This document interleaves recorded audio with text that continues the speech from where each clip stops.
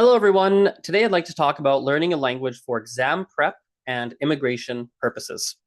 If you're new to my videos, hello, my name is Azren. I'm very passionate about learning languages. I speak English, French, Spanish, Mandarin, Gujarati. I'm learning Ukrainian right now, and I've dabbled in many other languages.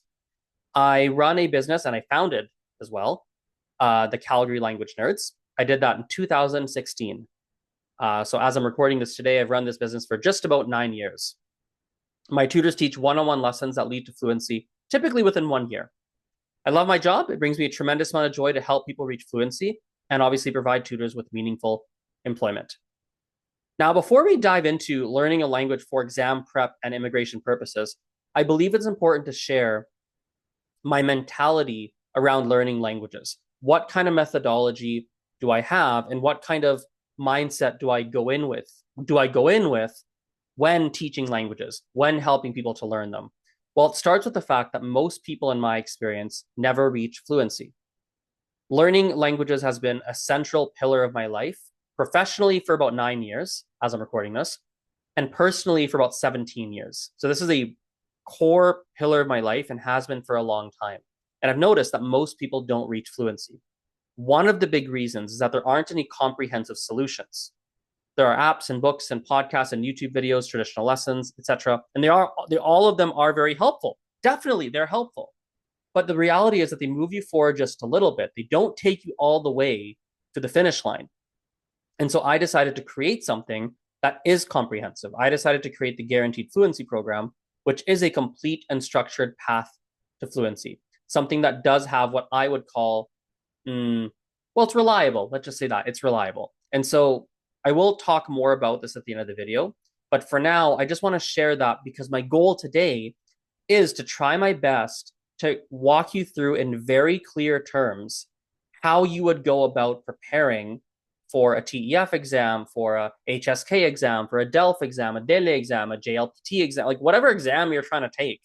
There are some core fundamentals that generally seem to stay the same across all language proficiency exams that I would like to walk you through.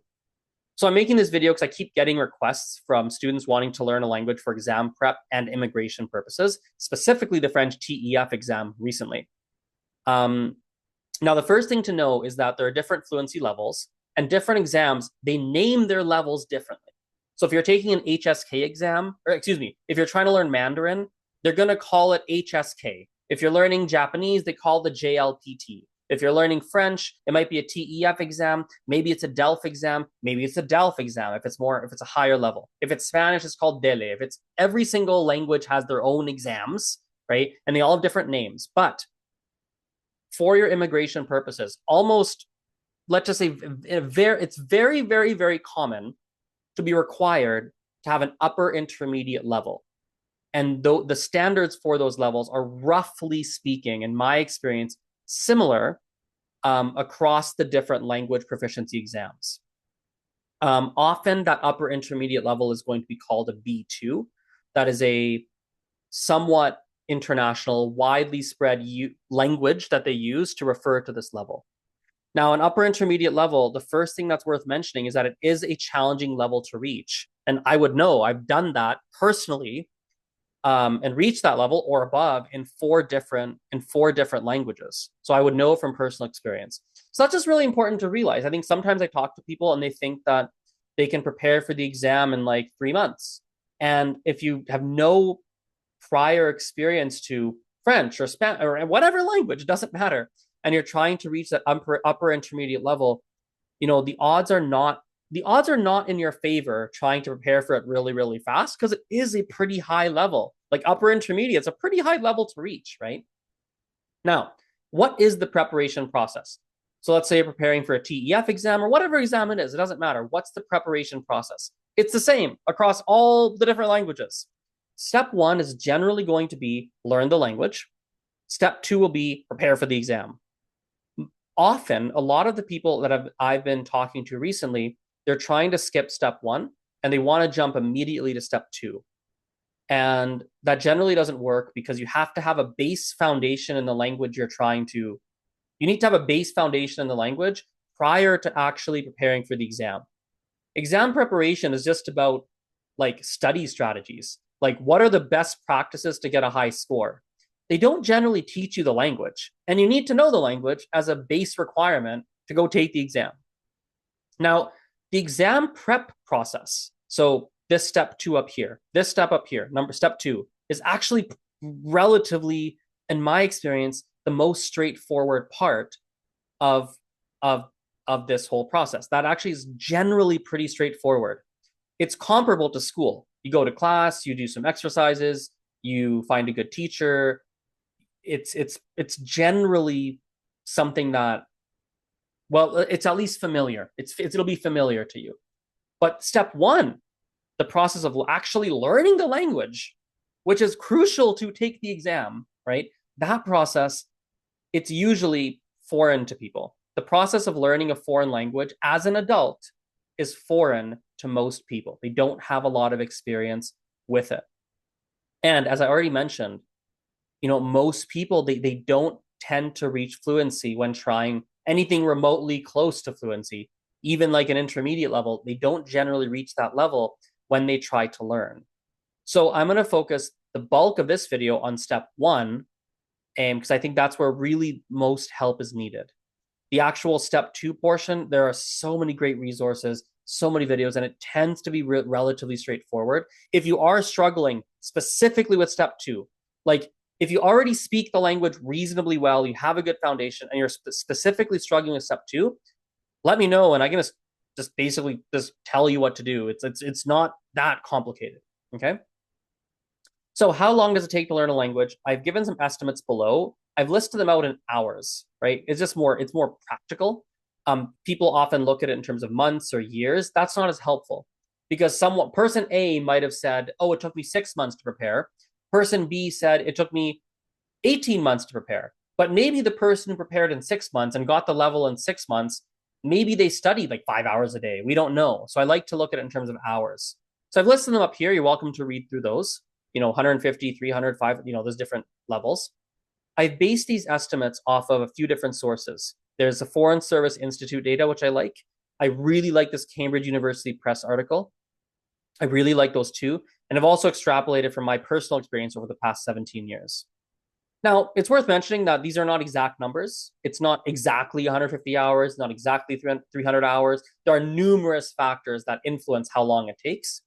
Sometimes you'll learn faster, sometimes slower. I'll give you an example. Me in Mandarin, it took me for this high intermediate level, it didn't take me 1,000 hours. It took me about 1,400 hours. I tracked it. But for Spanish, when I learned it, I reached a high advanced level in about 1,700 hours. So that's actually faster than quote unquote, well, at least faster than these estimates. Or in Ukrainian, I'm learning Ukrainian right now. I am between this A1 and A2 level, somewhere in between there. I've done that in about 100 hours. So that's also faster than one would anticipate. So that's actually good news in a way, because if we look over here, like if you are preparing for an exam to some extent at the last minute, and you're like, I don't think I have 1,000 hours before I want to take the exam. Like there is still hope. In an ideal world, I would want you to play it safe and start studying and like learning the language as far in advance as possible. But if, the cards you've been dealt, the situation you're in is one where you're like, I don't know if this is gonna, I don't know if I have a lot of time, you might still have, there is still hope. Now, I realize when we look at the number of hours up here, it's hard to conceptualize what that means. What is 1,000 hours? How does that all break down? So I've broken it down for you. Let's say you're trying to reach that upper intermediate level, right? And let's just assume it's 1,000 hours of study. That's a good estimate to work off of. If you studied for an hour a day, it would take you just under 3 years. 2 hours a day, it would take you just under 1.5 years. 3 hours a day, and that's 7 days a week, it would take you about 9 months, okay? Obviously, it might happen faster, right? Faster results are possible, but again, I personally much prefer to play it safe. Now, once you have the level required for the exam, a B2, for example, depends on the level that you need, of course, and the test you're taking. Once you have the level, then you can take a specific exam prep course. Again, exam prep, the actual exam prep course, that whole process is generally the easier part of getting your certification.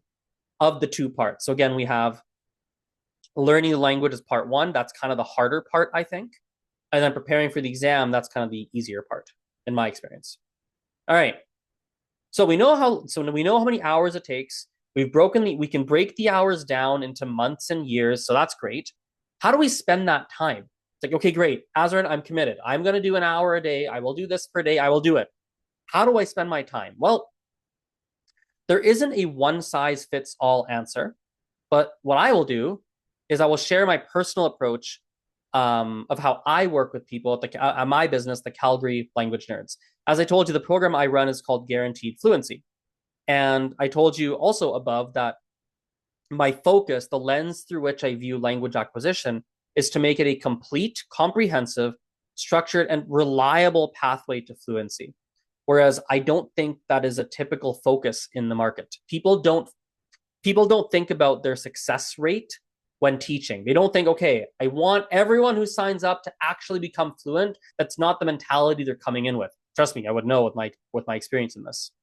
So here's how my program works, and here's how I would approach spending your study time. I'll even show you like a sample study plan. You could even use it yourself, probably, depending on your level, but I'll show you kind of my approach. First of all, I focus on learning all major skills. So I believe it's, especially if you're preparing for a language proficiency exam, you're probably going to want to take a holistic approach where you do learn all skills. Now, some exams, depending on what you're preparing for, they do skew more heavily into some categories. So like Mandarin, for example, if I speak Mandarin, like if for those proficiency exams, there isn't even any speaking. There's like two different exams, like a speaking exam and there's like a non-speaking exam. Most people actually take the non-speaking exam. It's most of them. And so you might not even like speaking is not required for that exam. So perhaps there's some personalization, perhaps, but by default, I'd focus on all major skills personally. I'm really big on personalized, measurable goals and then high accountability. Friendly accountability, but accountability nevertheless. So I measure everything and we'll try and motivate you to stick with it. On the note of measurability, I'm someone who really believes that you should have clear fluency metrics. And so even me, I have self-study resources for this if you're learning primarily by yourself, but like I believe it's important to have an idea of what it means to have a high beginner level. What does it mean to have an intermediate level? What does it mean tangibly, objectively, right? If I'm going to promise, quote unquote, a guaranteed, quote unquote, fluency program, like it can't be an empty promise. It has to be quite objective. So I do take a very objective look at fluency. And that's how I approach it. And I think that's better, frankly. I do think it's better.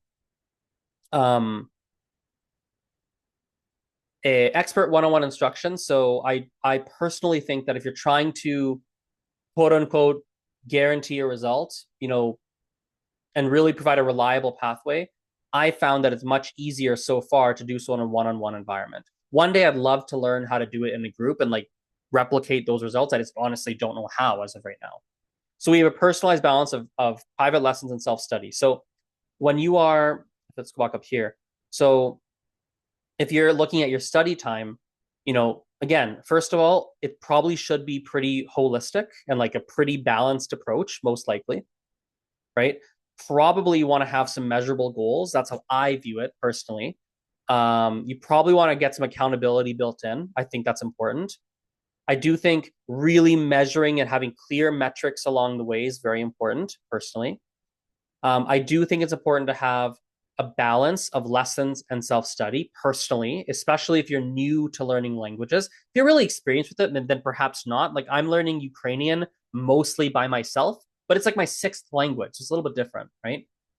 And also, if you're preparing for an exam for immigration purposes, like I don't know if you want to take, I wouldn't want to take any chances personally. So I think it's helpful to have that structure. And again, I prefer one-on-one, but that's not mandatory, obviously. Okay, flexible schedule, that's pretty straightforward. Let's not spend time on that. Fluency, we already talked about this. I actually give free lessons if you don't level up within 1 year. So if you follow the program, you don't level up within 1 year, like I do continue to teach you for free.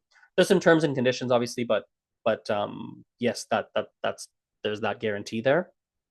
Now, here's a sample learning plan of how this might all come together, right? So this is actually legitimately a plan I made. and I've just kind of copy pasted the relevant portions, took the person's name out, etc., etc. This is one I put together for someone learning on a tighter budget. So this individual is actually preparing for a TEF exam.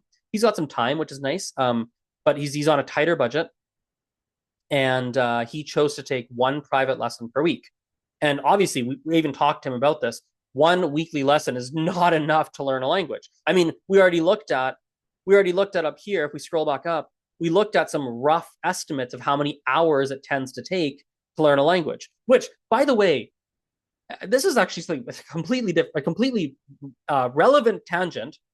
I'm quite interested. It's quite interesting to me to look at some of the estimates I see on how long it takes to clear different levels make absolutely no sense to me. Like sometimes they'll say, oh yeah, you can reach a high intermediate level in like 300 hours. It's like, what? Like maybe it's possible. Like I could be completely out. Like maybe they're onto something that I don't know. But boy, like it's interesting to me. Anyway, don't get me started on that tangent. But let's go back down here. So again, one weekly lesson will not be enough to learn a language. So for this student, I provided a comprehensive self-study plan to supplement his study. So he'll be learning primarily on his own, but he will have a weekly class, right? Seeing as he's on a tighter budget, I provided him free and low-cost self-study resources. So I didn't give him anything super expensive. In fact, everything here is, except for one thing, is actually free. Once he has the level, like a base, then he will do the exam prep process. And yeah, so what to do? So step 0, he's going to attend class and do the homework assigned after each lesson. The homework will vary week by week. He's taking one 45-minute lesson per week, plus about 30 to 60 minutes for the week's assignment. He's going to, for self-study purposes, step 1, watch and mimic French pronunciation videos. I've given him 2 separate resources for this.